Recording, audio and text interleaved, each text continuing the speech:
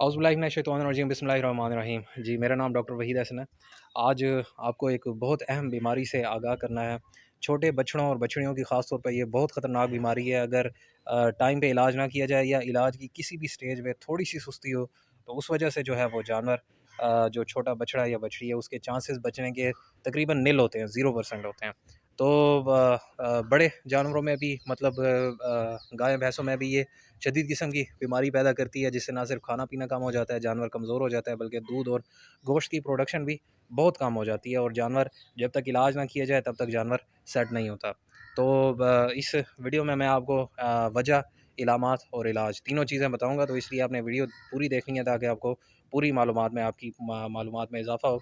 तो वीडियो शुरू करते हैं। बेसिकली मैं बात कर रहा हूँ थैलेरिया की। चिचड़ियों का बुखार भी इसे कहते हैं।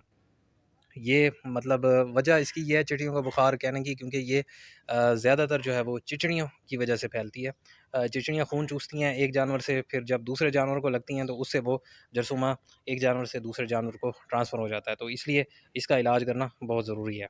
ये सेम वो उसी टाइप का जरसूमा है जिस तरह इंसानों में मलेरिया की बीमारी होती है कि मच्छर एक इंसान को काटता है फिर अगले को काटता है, तो उससे मलेरिया की बीमारी जो है वो ट्रांसफ़र हो जाती है। तो सेम इसी तरह तो इसलिए चिचड़ियों का ख़ात्मा बहुत ज़रूरी है, क्योंकि मेन कास्टिंग एजेंट, बहुत बड़ी वजह जो है वो चिचड़ ही हैं, जिनकी वजह से ये ट्रांसफ़र होता है। चिचड़ ना सिर्फ खून चूसते हैं, उस तरह जानवर को कमज़ोर करते हैं, बल्कि ये कई और बीमारियां हैं। ना सिर्फ थैलेरिया बल्कि साथ और बीमारियां भी हैं, जिस तरह बेबीजिया और ट्राइपेनोसोमा वगैरह, वो भी चिचड़ियों से फैल सकती हैं। इसलिए चिचड़ियों का ख़ात्मा बहुत ज़रूरी है। उसकी मैंने अलहदा वीडियो बनाई हुई है जिसमें तफसील से ज़िक्र किया गया है कि किस तरह आप चिचड़ियों को ख़त्म कर सकते हैं ताकि आप इन बीमारियों से अपने जानवरों को महफूज बना सकें और ख़ास तौर पे छोटे बछड़ों और बछड़ियों को बचा सकें।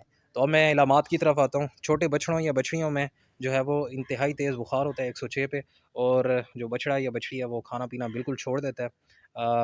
ज़ाहिर बात है, दूध पी रहा होता है तो वो दूध नहीं पीता, और इंतहा का टेम्परेचर होता है। जानवर दिन ब दिन ज़ाहिर बात है कमज़ोर से कमज़ोर तर होना शुरू हो जाता है, और ये इतनी मोहलत नहीं देते। जो है एक दिन के अंदर अंदर ठीक ठाक कमज़ोरी हो जाती है।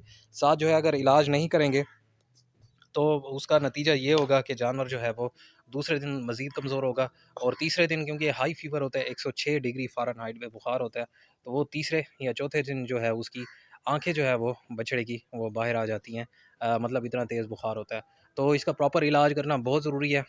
इलाज में जो है मैं आपको बताऊँगा कि आप डिक्लोस्टार इंजेक्शन लगा सकते हैं बछड़ों में। वो तकरीबन आपने 4 सीसी लगाना है। साथ इसकी जो बीमारी ख़त्म करने के लिए जो टीका होता है उसे ब्यूटालैक्स उसका नाम है, जिसमें पारवाक्योन दवाई होती है, इम्पोर्टेड टीका है आईसीआई का, तो वो आप लगा सकते हैं। वो आपने 1 ml पर 20 केजी बॉडी वेट, मतलब 20 किलो का है तो आप उसे 1 सीसी लगाएंगे। अगर वो 40 किलो का है तो आप उसे 2 सीसी लगाएंगे। तो अमूमन डोज जो है वो 2 सीसी होती है, वो आपने लगानी है।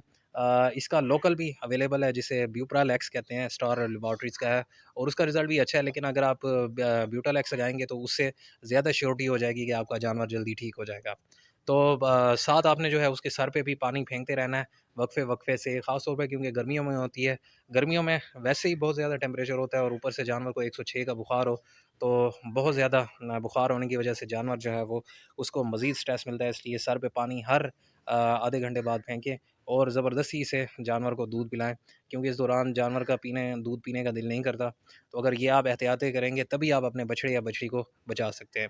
तो ये ख़ास तौर पे होती है फ्रीजियन नस्ल के जो बछड़े हैं या जर्सी नस्ल के बछड़ियाँ, उनमें ये होती है क्योंकि वो बहुत ज़्यादा उनको ये टिक्स चमड़ी होती हैं और वो खून चूसती हैं। बनिस्बत हमारे जो लोकल ब्रीड्स हैं जिस तरह चोलिस्तानी या साहिवाल और देसी नॉन डिस्क्रिप्ट भी हैं, तो उनको ये बीमारी बहुत कम होती है क्योंकि ये वो टिक रेजिस्टेंट है। अगर इनके जिस्म पर टिक कोई चिचड़ चिमटने भी लगता है तो वो मतलब अपनी स्किन को इनकी स्किन लूज़ होती है और हिलाती रहती हैं, उस वजह से वो जो है वो चिचड़ चिमट नहीं सकता। हमारे फार्म पे अभी गवर्नमेंट लाइफ स्टॉक फार्म क्लूरकोट पे बिल्कुल चिचड़ियों से पाक है। उसकी वजह ये है कि ये एक तो साहिवाल ब्रीड है, और प्रॉपर्ली हम इसके जो है वो मेयर्स करते रहते हैं ताकि जानवर जो है वो चिचड़ियों से बचे रहें। जब चिचड़ियों से बचाएंगे तो ना सिर्फ जानवर सेहतमंद रहेंगे, बल्कि ये जो बीमारियाँ होती हैं उससे भी बचाव रहेगा। ये तो मैंने आपको छोटे जानवरों की इलामात और उनका इलाज बताया।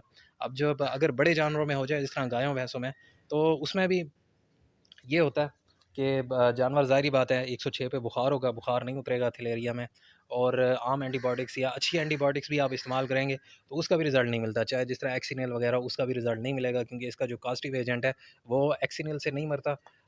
और ये दवाई होती है या मेडिसिन होती है जिसके ज़रिए मरते हैं। तो आपने सेम उसी तरह डिक्लोस्टार लगाना है 20 सीसी बड़े जानवर को, और प्लस जो है वो 20 सीसी ब्यूटाल एक्स लगाना है। 20 सीसी से कम नहीं लगाना, क्योंकि 20 सीसी भी जो है वो मिनिमम डोज़ है एक बड़े जानवर की, अगर आप लगाएंगे तभी आपको रिज़ल्ट मिलेगा।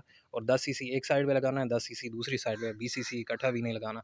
तो ये आपने लाजमी करना है। जैसे आपने देखा कि आपने इलाज करवाया किसी डॉक्टर से, लेकिन वो उसका हल नहीं निकला, उस इंजेक्शन से फ़र्क नहीं पड़ा या वक्ती फ़र्क पड़ा 4-5 घंटे के लिए, उसके बाद दोबारा बुखार हो गया, तो ज़्यादा चांसेस है कि उसको थैलेरिया या बेबीजिया या इस तरह की एनाप्लाज्मा कोई डिजीज़ हुई हुई है। तो प्रॉपर तरीका तो ये होता है कि ब्लड टेस्ट करवा लें करीबी लेबॉर्ट्री से।